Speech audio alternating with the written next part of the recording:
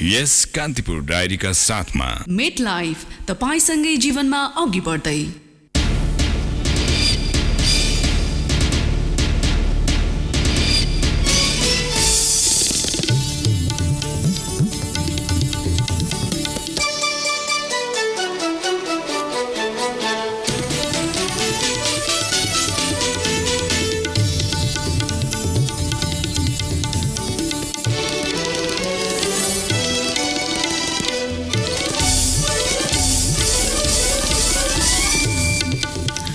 प्रस्तावित गुठी विधेयकलाई सरकारले संसद बाहिर गएर फिर्ता लिएको भन्दै प्रमुख प्रतिपक्षी कांग्रेसको आपत्ति। गुठी विधेयक खारेज हुनुपर्ने माग गर्दै काठमाडौँमा बृहत खबरदारी सभा।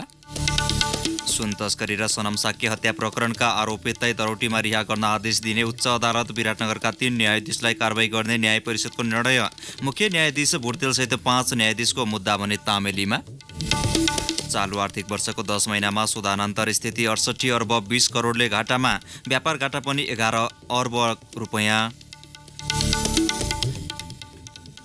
पत्रकार खशोगीको हत्या घटना सम्बन्धमा साउदी युवराज मोहम्मद बिन सलमान सहितका उच्च अधिकारीमाथि छानबिन हुनुपर्ने संयुक्त राष्ट्रसङ्घको भनाई।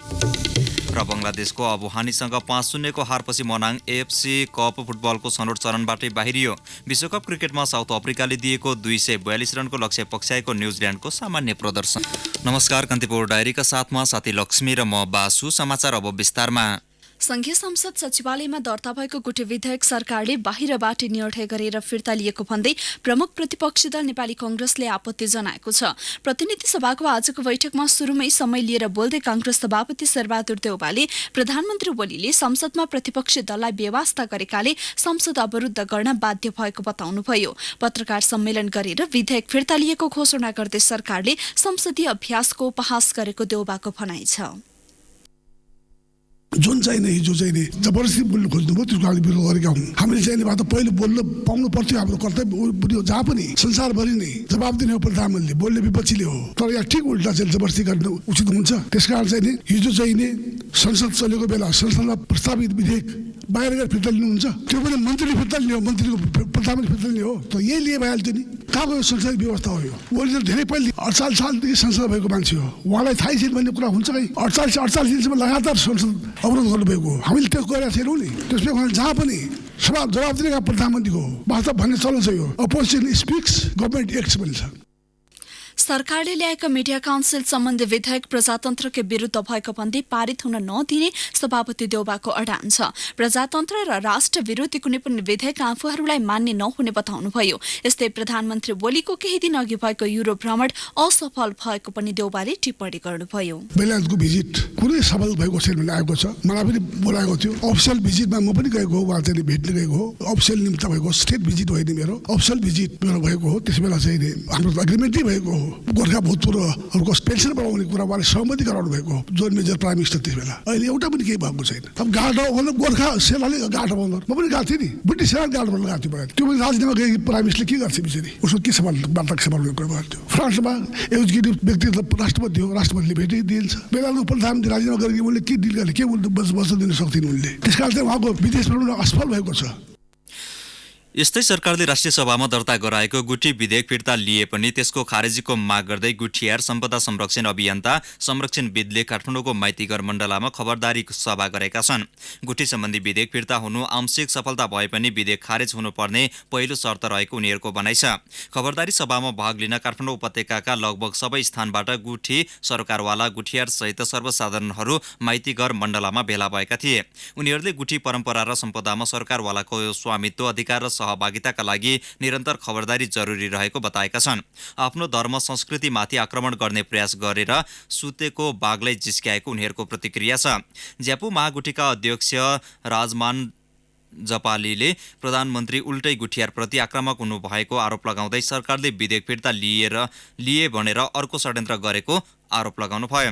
विधेयक खारेज गरी गुठी सुरक्षित हुने वातावरण सरकारले निर्माण गर्नुपर्ने उहाँको भनाइ थियो। मानवाधिकारवादी नेता मल्लकी सुन्दरले केन्द्रीय प्रशासनमा नेवारको उपस्थिति प्रभावकारी नभएकाले राज्यले नेवार समुदाय विरुद्ध निरन्तर षड्यन्त्र गरिरहेको आरोप लगाउनुभयो। खबरदारी सभामा बोल्ने अधिकांश वक्ताले विधेयक दर्ता गर्ने भूमि सुधार मन्त्री पद्मा अर्याल, अभियन्तामाथि दमन गर्ने गृहमन्त्री रामबहादुर थापा र गुठीलाई सामन्त भन्ने सञ्चार तथा सूचना प्रविधि मन्त्री गोकुल बास्कोटाको राजीनामा माग गरेका थिए। करिब 4000 किलो सुन तस्करी र मोरङ उर्लाबारीका सनम साके हत्या घटनाका आरोपीलाई धरोटीमा रिहा गर्न आदेश दिने उच्च अदालत विराटनगरका 3 न्यायाधीशलाई कारवाही गर्ने न्याय परिषदले निर्णय गरेको छ। तत्कालीन न्यायाधीश धीरबहादुर कार्की र उमेश कुमार सिंहलाई 7 दिनभित्र सफाई पेश गर्न पत्र काटिएको परिषद स्रोतले जनाएको छ। यस्तै आरोपितलाई न्यून धरोटीमा छोडेको आरोपमा अनुसन्धानको घेरामा तानिएका न्यायाधीश साधुराम सापकोटालाई न्याय परिषदले सचेत गराउन नपर्ने कारणसहित स्पष्टीकरण दिन पत्र काटेको छ।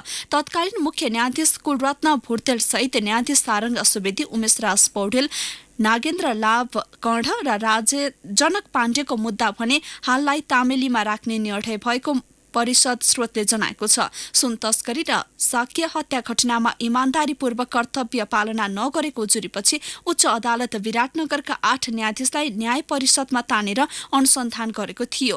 जिल्ला अदालतको आदेशलाई चुनौती दिँदै उच्च अदालत विराटनगर पुगेका आरके भनिने राजेन्द्र कुमार साके, विमल पोद्दार, राजकुमार दारुका, एसपी विकास राज खनाल, राम तिवारी लगायतलाई धरोटी र साधारण तारिखमा छोड्न आदेश दिएको आरोप उनीहरूमाथि छ।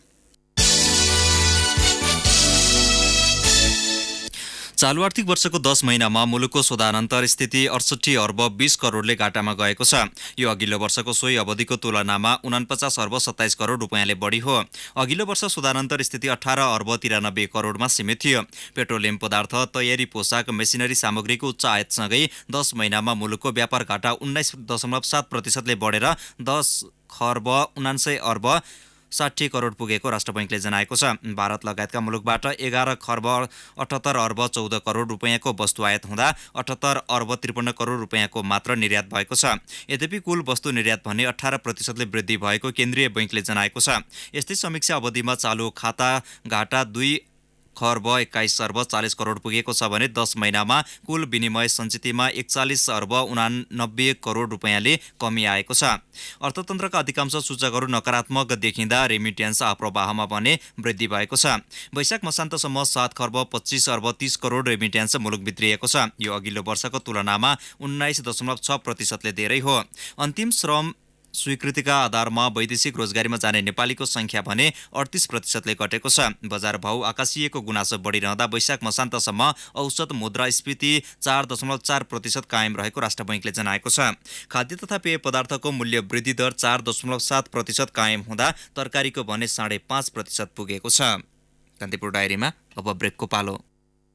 ब्रेकपछि बाँकी प्रसङ्ग। आफ्नो निर्वाचन क्षेत्रको भौतिक पूर्वाधार विकासका योजना आगामी आर्थिक वर्षको बजेटमा नपरेको भन्दै सांसदले असन्तुष्टि जनाएका छन्। 1.5 करोडका टुक्रे योजना मात्रै परेको भन्दै सत्तारूढ दलकै सांसदले पनि बजेटप्रति असन्तुष्टि जनाएका हुन्।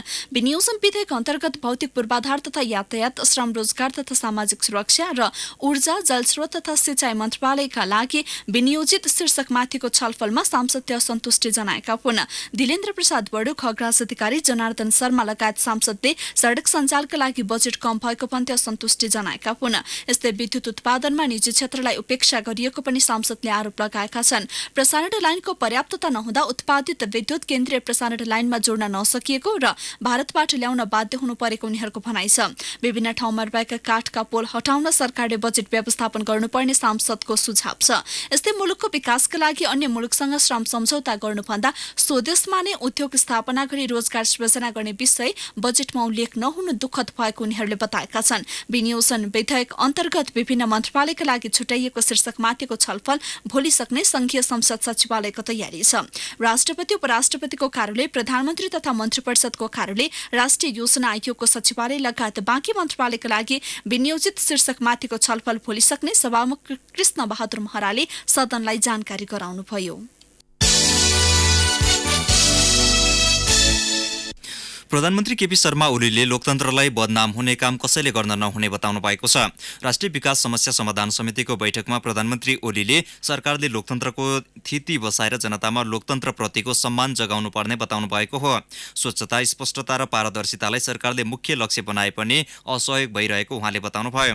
प्रधानमन्त्री ओलीले कसैले गल्ती गर्यो भन्ने ठाउँ दिन नहुने उल्लेख गर्नुभयो। संघीय व्यवस्था अनुसार शासन व्यवस्था सञ्चालन गर्न तीनै तहका सरकारलाई बानी परिसकेकोले अब जनतालाई कामको परिणाम दिनुपर्ने ओलीले बताउनुभयो। नेपालमा अहिले विकासका लागि अनुकूल अवस्था सिर्जना भएको प्रधानमन्त्री ओलीको भनाइ छ।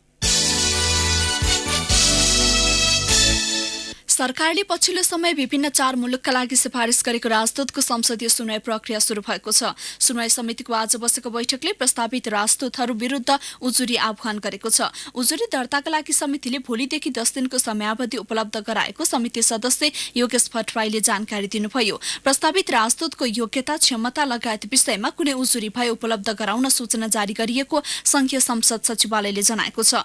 गत जेठ 24 गते बसेको मन्त्री परिषद बैठकले अस्ट्रेलियाका लागि महेश दाहाल, कतारका लागि नारद भारद्वाज, स्पेनका लागि दावा फुटी शेर्पा र बंगलादेशका लागि वंशीधर मिश्राको नाम राजदूतमा सिफारिस गरेको थियो।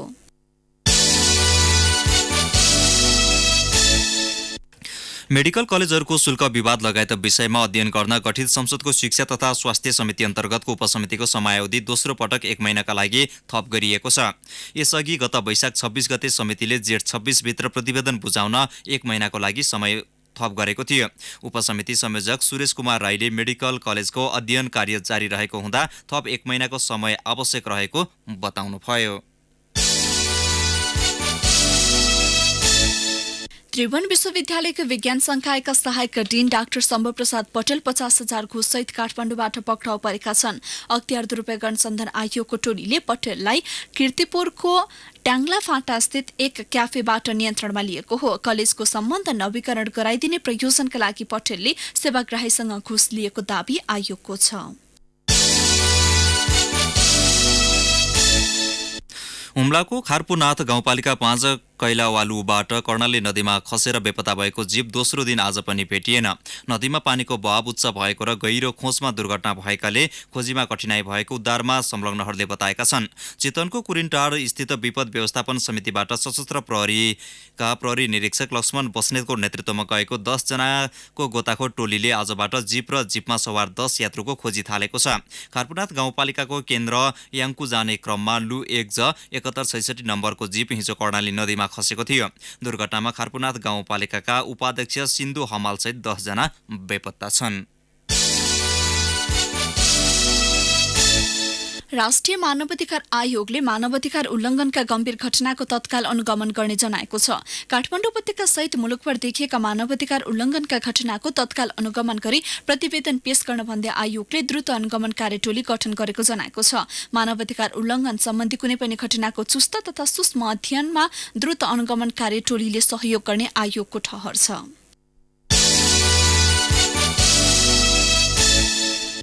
अब केही समाचार संक्षेपमा। सिंगापुरको क्रुजमा काम लगाइदिने भन्दै 6 करोड रुपियाँ ठगी गरेको अभियोगमा प्रहरीले नुवाकोटका 34 वर्षीय प्रवीण पौडेललाई पक्राउ गरेको छ। काठमाडौँको विशालनगरमा एक ट्रेनिङ सेन्टर खोली सिंगापुर पठाइदिने भन्दै 300 जनाबाट 5 लाख रुपियाँका दरले पैसा लिई ठगी गरेको उजुरीका आधारमा पौडेललाई पक्राउ गरिएको प्रहरीले जनाएको छ। यस्तै प्रहरी प्रधान कार्यालय नक्साल काठमाडौँको विशेष ब्युरोमा कार्यरत पूर्व प्रहरी नायब निरीक्षक सही सरोज छेत्री केसी विरुद्ध भ्रष्टाचार मुद्दा दायर भएको छ। विशेष अदालतमा आज केसी विरुद्ध अख्तियार दुरूपयोग अनुसन्धान आयोगले आरोप पत्र दायर गरेको हो। शैक्षिक योग्यताको नक्कली प्रमाणपत्र पेश गरी सेवा प्रवेश गरेको अभियोगमा केसी विरुद्ध भ्रष्टाचार मुद्दा दायर गरिएको आयोगका प्रवक्ता प्रदीप कुमार कोइरालाले बताउनुभयो। उदयपुरको लिम्चुबुङ गाउँपालिका 1 बाँसबोटेका 2 किशोर आज सुनकोशी नदीमा बेपत्ता भएका छन्। ज्यामिरे खोला दोभानमा माछा मार्न गएका 16 वर्षीय देवकुमार राई र 14 वर्षीय प्रवीण राई बिहानैदेखि बेपत्ता भएको प्रहरी चौकी लिम्चुबुङले जनाएको छ। प्रदेश सरकारले चालु आर्थिक वर्षको बजेट शहरी क्षेत्रमा नै कम खर्च भएको पाइएको छ। प्रदेश सरकारले मोरङ जिल्लाका लागि पुँजीगततर्फ विनियोजन गरेको 6 अर्ब 35 करोड 67 लाख रुपियाँ मध्ये 17.36% अर्थात् 1 अर्ब 10 करोड 32 लाख रुपियाँ मात्रै खर्च भएको जनाएको हो। प्रदेश 5 का स्थानीय तह महिला बालबालिका प्रति संवेदनशील नभएको सरकारवालाले गुनासो गरेका छन्। हरेक स्थानीय तहमा महिला तथा बालबालिका शाखा र कर्मचारी रहे पनि स्थानीय तहले महिला तथा बालबालिका नगरपालिकाको नीति निर्माण कार्यक्रम र बजेट निर्माण र कार्यान्वयनमा आफूलाई नसमेटेको महिला अधिकृतले गुनासो गरेका छन्। मोरङको आदर्श आधारभूत विद्यालयको व्यवस्थापन समिति र जहदा गाउँपालिका बीच प्रधानाध्यापक बनाउने विषयमा विवाद हुँदा 11 दिनदेखि विद्यालयको पठन पाठन ठप्प रहेको छ। समितिले विद्यालयमा तालाबन्दी गरेपछि विद्यालयमा अध्ययनरत अल्पसंख्यक आदिवासी जनजाति समुदायका 250 जना बालबालिका पढाइबाट वञ्चित भएका छन्। कान्तिपुर डायरीमा अब पोखरा डायरीको पालो। पोखरा डायरीमा दीपक परियारको नमस्कार। गण्डकी प्रदेश सरकारले चालू आर्थिक वर्ष 2075-76 को नीति कार्यक्रम तथा बजेटमा प्राथमिकतामा राखेको एक निर्वाचन क्षेत्र एक सडक कार्यक्रम अन्तर्गत कास्कीमा योजना कार्यान्वयन सुरु भएको छ। आगामी 5 वर्षभित्र प्रदेश राजधानी र स्थानीय तहको केन्द्र जोड्ने गरी स्तरीय कालोपत्रे सडक निर्माण गर्ने सरकारको लक्ष्य छ। सोही अनुसार सो कार्यक्रमलाई प्राथमिकतामा राखेर बजेट विनियोजन गरिएको थियो। आगामी वर्षको बजेटमा समेत सो कार्यक्रम समेटिएको छ। कास्कीको रूपा गाउँपालिका भित्र 3 चिस्यान केन्द्र स्थापना गरिने भएको छ। गण्डकी प्रदेश सरकारको 30 लाख र गाउँपालिकाको 20 लाख गरी 50 लाख रुपियाँको लागतमा चिस्यान केन्द्र स्थापना गरिन लागेको गाउँपालिका अध्यक्ष नवराज ओझाले जानकारी दिनुभयो। ओझाका अनुसार गाउँपालिका अन्तर्गत तरकारीको पकेट क्षेत्रका रूपमा परिचित वडा नम्बर 3 टाकान्जा, 6 को रूपाकोट र 7 को माझकोटमा 10 टन क्षमताका छुट्टा छुट्टै 3 चिस्यान केन्द्र स्थापना हुनेछन्। पोखरा महानगरपालिका 5 पर्स्याङमा ज्येष्ठ नागरिकका लागि दिवा सेवा केन्द्र स्थापना भएको छ। केन्द्रले ज्येष्ठ नागरिकलाई मनोरञ्जन र दीर्घायुका लागि सेवा केन्द्रको उल्लेख्य भूमिका रहने आशा व्यक्त गरिएको छ। स्थानीय समाजसेवी, राजनीतिज्ञ, व्यवसायीले सेवा केन्द्रलाई व्यवस्थित बनाउन सहयोग गर्ने प्रतिबद्धता जनाएका छन्। महानगरको आर्थिक वर्ष 2075-76 को ज्येष्ठ नागरिकतर्फ विनियोजित रकमबाट दिवा सेवा केन्द्र सञ्चालनमा ल्याइएको पोखरा 5 नम्बर वडाका अध्यक्ष धनबहादुर नेपालीले बताउनुभयो। राष्ट्रिय ज्येष्ठ नागरिक महासंघ प्रत्यक्ष निर्वाचन प्रणालीमा जाने भएको छ। महासंघको पोखरामा बसेको बैठकले प्रत्यक्ष निर्वाचन प्रणालीमा जाने तथा आगामी चैतमा पोखरामा 8औं महाधिवेशन समेत आयोजना गर्ने निर्णय गरेको प्रदेश अध्यक्ष कुसुम केशव पराजुलीले बताउनुभयो। यसअघि महासंघको आपसी छलफलबाट सर्वसम्मतले पदाधिकारी एवं सदस्यको चयन हुँदै आएको थियो। अवस्था पोखरा डायरी आजलाई यति नै। दीपक परियार बिदा हुन्छु। नमस्कार। पोखरा डायरीपछि कान्तिपुर डायरीमा पुनः ब्रेकको पालो। ब्रेकपछि अब आर्थिक प्रसंग। पूर्वको जोगबानी नाका हुँदै तेस्रो मुलुकबाट हुने आयात चालु आर्थिक वर्ष केही घटेको छ। गत वर्षको तुलनामा यस वर्षको वैशाखसम्ममा यो नाकाबाट तेस्रो मुलुकको आयात झण्डै 4.5 अर्ब रुपियाँले घटेको छ। यो अवधिमा 44 अर्ब 56 करोड 69 लाख रुपियाँ बराबरका सामान आयात भएको विराटनगर भन्सार कार्यालयको तथ्याङ्क छ। गत वर्षको सोही अवधिमा 48 अर्ब 94 करोड 20 लाख रुपियाँ बराबरको सामान तेस्रो मुलुकबाट आयात भएको थियो। भन्सार कार्यालयका अनुसार भारतबाट हुने आयात पनि वैशाखदेखि निकै घटेकाले राजस्व असुली लक्ष्य प्रभावित भएको छ। भारत लगायत तेस्रो मुलुकबाट आयात निर्यात सहज बनाउन स्थापना गरिएको एकीकृत भन्सार जाँच चौकीबाट खाली मालबाग सवारी भारततर्फ पठाउन सुरु गरिएको छ। चौकीबाट मालबाग सवारी पठाउन सुरु भएपछि सीमावर्ती भारतीय बजार, जोगबनी र विराटनगर भन्सार क्षेत्रमा हुँदै आएको सवारी जाम कम भएको छ।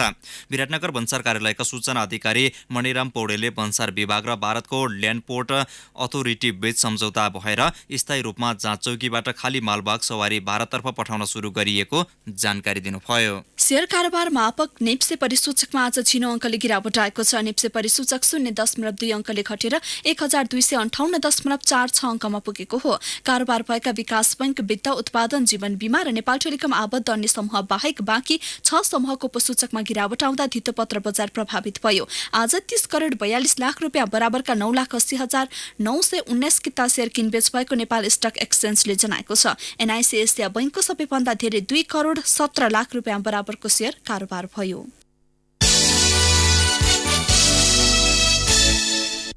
अब अन्तर्राष्ट्रिय प्रसंग। साउदी अरबका पत्रकार जमाल खशोग्गीको हत्या घटना सम्बन्धमा साउदी युवराज मोहम्मद बिन सलमान सहितका उच्च अधिकारीमाथि छानबिन हुनुपर्ने संयुक्त राष्ट्रसङ्घले जनाएको छ।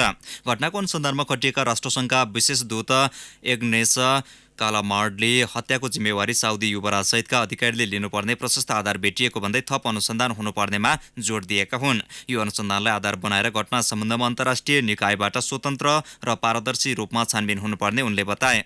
टर्कीको इस्तानबुल स्थित साउदी कूटनीतिक नियोगमा पत्रकार खशोग्गीको गत अक्टोबर 2 मा हत्या भएको थियो। युद्ध उत्पीडन हिंसाका कारण विश्वभर गत वर्ष 7 करोड 80 लाख मानिस विस्थापित भएको संयुक्त राष्ट्र संघले जनाएको छ। यो संख्या 70 वर्षको इतिहासमा सर्वाधिक हो। सन् 2017 भन्दा 2018 मा 23 लाख बढी मानिस विस्थापित भएका हुन्। 20 वर्षको अवधिमा विस्थापित हुनेको संख्या दोब्बर भएको छ। दैनिक 37,000 विस्थापित हुने गरेको राष्ट्रसङ्घीय प्रतिवेदनमा उल्लेख छ। भेनेजुएलाको विस्थापितको संख्या तथ्याङ्क अझै यकिन नभएकाले पनि यो संख्या थप हुने प्रतिवेदनमा उल्लेख छ। भेनेजुएलाबाट मात्र गत वर्ष 40 लाख विस्थापित भएका थिए। अब खेल प्रसङ्ग। नेपालको ए डिभिजन लिग विजेता signature Manang Marshyangdi club AFC cup football छनौटको सम्म चरणबाटै बाहिरिएको छ। लिग चरणको आफ्नो 5औं खेलमा आज बङ्गलादेशको अफगानी लिमिटेडसँग 5-0 को हार बिहोरेसँगै मनाङको अघिल्लो चरण प्रवेशको सम्भावना सकिएको हो। लगातार 3 खेलमा हार र 2 मा बराबरी गरेको मनाङ 2 अङ्कमा तालिकाको पुछारमा छ। अफगानीसँग ललितपुरमा भएको खेलमा मनाङ 2-0 ले हारेको थियो। आजको जितपछि अफगानी भने 10 अङ्कमा शीर्ष स्थानमा उक्लिएको छ। ढाकास्थित बङ्गबन्धु स्टेडियममा आज भएको खेलमा मनाङ सुरुवातबाटै दबावमा परेको थियो। 11औं मिनेटमा र पहिलो हाफको इन्जुरी समयमा गोल खाएको मनाङ विरुद्ध अफगानीले थप 2 गोल दोस्रो हाफमा गरेको थियो। अफगानी विरुद्ध मनाङले गोलको राम्रो अवसर समेत बनाउन सकेन। समूह चरणको अन्तिम खेलमा मनाङले इन्डियाको चेन्नई एफसीसँग घरेलु मैदानमा प्रतिस्पर्धा गर्नेछ। विभागीय एफिएफ 6औं रम्पम उदयपुर गोल्ड कप फुटबल प्रतियोगिताको फाइनलमा प्रवेश गरेको छ। सदरमुकाम गाईघाट स्थित थरभट रङ्गशालामा आज भएको पहिलो सेमी फाइनलमा मोरङ ट्रेनिङ सेन्टरलाई 2-0 ले पराजित गर्दै एपीएफ उपाधि नजिक पुगेको हो। एपीएफको जितमा हरि कार्की र प्रवीण स्याङतानले गोल गरे। प्रतियोगिताको दोस्रो सेमी फाइनलमा भोलि आयोजक उदयपुर 11 र रूपन्देहीको गोर्खा बोइज क्लब बीच प्रतिस्पर्धा हुनेछ।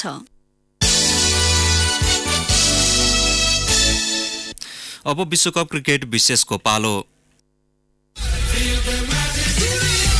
ICC cricket world cup 2019 special. विश्वकप क्रिकेटमा साउथ अफ्रिकाले दिएको 242 रनको लक्ष्य पक्षाएको न्युजिल्यान्डले ताजा अवस्थामा 8.6 ओभरमा 1 विकेट गुमाएर 41 रन बनाएर खेलिरहेको छ। त्यसअघि ओसिलो मैदानका कारण 49 ओभरमा छुट्याइएको खेलमा न्युजिल्यान्डले टस जितेर फिल्डिङ रोजेपछि ब्याटिङ गरेको साउथ अफ्रिकाले निर्धारित ओभरमा 6 विकेट गुमाएर 241 रनको योगफल तयार पारेको थियो।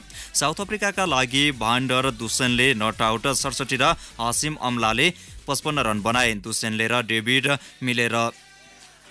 मिलेर 5औं विकेटका लागि 72 रनको साझेदारी गरे। एडेन माक्रमले 38 र फाफ डु प्लेसिसले 23 रन जोडे। साउथ अफ्रिकाले 9 रन हुँदा क्विन्टन डी ककलाई 5 रनमा गुमाएको थियो। न्युजिल्यान्डका लुक फर्गुसनले आफ्नो स्पेलमा 59 रन खर्चेर 3 विकेट लिए। ट्रेन्ट बोल्ट, कोलिन डी ग्रान्डहोम र मिचेल सार्टनरले समान 1-1 विकेट लिए। न्युजिल्यान्ड 4 विश्वकपमा अपराजित छ भने साउथ अफ्रिकाले 5 खेलमा 1 मा जित र 1 मा बराबरी गरेको छ। आजको खेलमा जित निकाले न्युजिल्यान्ड 9 अङ्कका साथमा शीर्ष स्थानमा उक्लनेछ भने जितले साउथ अफ्रिकाको सेमिफाइनल प्रवेशको सम्भावना जीवितै बनाउनेछ। इङ्ल्यान्ड र वेल्समा जारी आईसीसी विश्वकप क्रिकेटमा बलरहरूको प्रदर्शन पनि चर्चाको शिखरमा छ। कोही यही विश्वकपबाट चम्किँदैछन् भने कसैको प्रदर्शनले भविष्य नै धराप बनाउँदैछ। इङ्ल्यान्ड विरुद्ध हिजोको खेलमा 9 ओभर बलिङ गरेका रसिद खानले 110 रन खर्चे पनि विकेटमा नाम लेखाउन सकेनन्। इङ्ल्यान्ड उड्नु अघि खानलाई अफगानिस्तानले प्रमुख खेलाडीका रूपमा चित्रण गरेको थियो, तर इङ्ग्लिस मैदानमा उनी जम्न सकेका छैनन्। अफगानिस्तानले हालसम्म खेलेका 5 मध्ये 4 इनिङ्समा बल फ्याँकेका रसिदले 31.5 ओभरमा 1 मात्र मेडन 224 रन खर्चे। 7.03 इकोनोमीमा बलिङ गरेका खानले हालसम्म 3 विकेट मात्र लिएका छन्। आशा गरिएका रसिद जारी विश्वकपको बलरको सूचीमा सबैभन्दा पुछारमा छन्। अर्कोतर्फ पाकिस्तानको प्रदर्शनको आलोचना भइरहँदा 27 वर्ष मोहम्मद आमिर भने चर्चामा छन्। इन्डिया विरुद्धको खेलमा क्याप्टेन विराट कोहली, महेन्द्र सिंह धोनी र हार्दिक पाण्ड्यालाई आउट गरेर वाहवाही बटुलेका आमिरले जारी विश्वकपको 4 इनिङ्समा 13 विकेट लिएका छन्। अस्ट्रेलियाका मिचेल स्टार्सले पनि समान 13 विकेट लिएका छन्। आमिरले 36 ओभरमा 3 मेडन राख्दै 170 रन खर्चेका छन् भने 5 खेलमा 46 ओभर बलिङ गरेका अस्ट्रेलियाका स्टार्सले 3 मेडन राखेर 249 रन खर्चेर 13 विकेट लिए। इङ्ल्यान्डका जोफ्रा आर्चरले 12, अस्ट्रेलियाका प्याट कमन्सले 11 विकेट आफ्नो नाममा लेखाएका छन्। ICC cricket world cup 2019 special. हौस् तिनले प्रसङ्गसँगै कान्तिपुर डायरीका आजका सम्पूर्ण बुलेटिन यही सकिन्छ। भोलि बिहान 6:30 बजे नियमित बुलेटिनका साथमा उपस्थित हुने नै छौँ। अहिलेलाई साथी लक्ष्मी र म बासु बिदा हुन्छौँ। नमस्कार, शुभरात्रि। सूचना र मनोरञ्जनको संवाहक रेडियो राष्ट्रको रेडियो कान्तिपुर।